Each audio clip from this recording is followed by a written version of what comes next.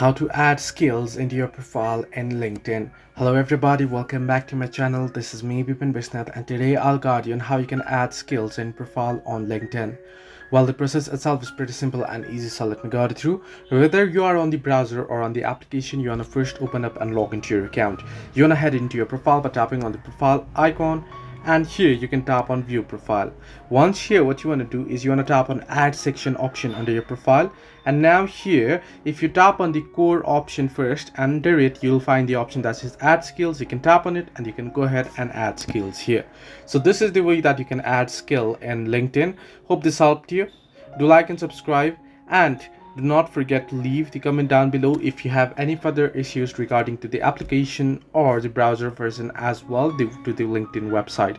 Now the process is similar as I said before on the website as well, so do follow and subscribe